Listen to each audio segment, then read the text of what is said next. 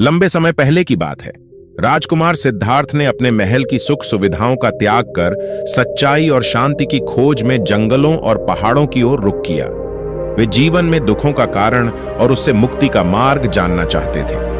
कई वर्षों की कठिन तपस्या, ध्यान और ज्ञान प्राप्ति के बाद उन्हें वह मार्ग मिला जिसने उन्हें बुद्धत्व प्राप्त कराया। एक दिन बुद्ध अपने शिष्यों के साथ बैठे थे, तभी एक व्यक्ति उनके पास आया। उसका चेहरा चिंता और दुख से भरपूर था। उसने बुद्ध के चरणों में गिरते हुए कहा, हे बुद्ध, मेरे जीवन में अत्यंत दुख है। कोई भी मार्ग मुझे इस दुख से मुक्ति नहीं दिला पा रहा है। क्या आप मेरी सहायता कर सकते हैं?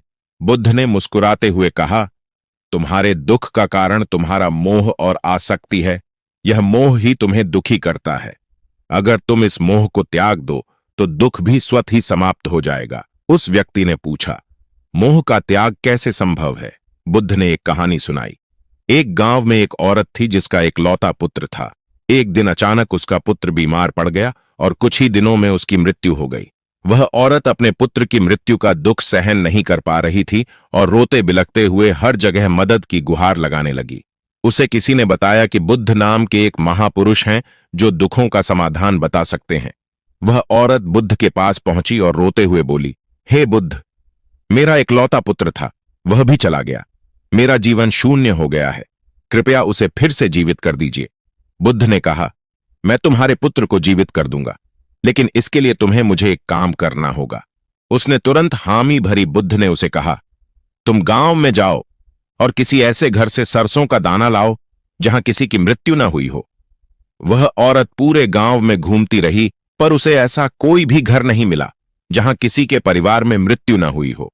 हर जगह उसे वही उत्तर मिला कि मृत्यु जीवन का एक अभिन्न हिस्सा है और इससे कोई नहीं बच सकता। यह सुनकर उस औरत को सत्य का बोध हुआ कि जैसे हर जीवन का अंत है, वैसे ही दुख भी आता और जाता है। वह अपने दुख से मुक्त हो गई और समझ गई कि दुख और सुख हमारे अपने विचारों का परिणाम है। बुद्ध ने कहा, जीवन में हर इंसान को दुख सहना पड़ता है, परंतु असल शांति उसे मिलती है जो मोह और आसक्ति को त्याग देता है।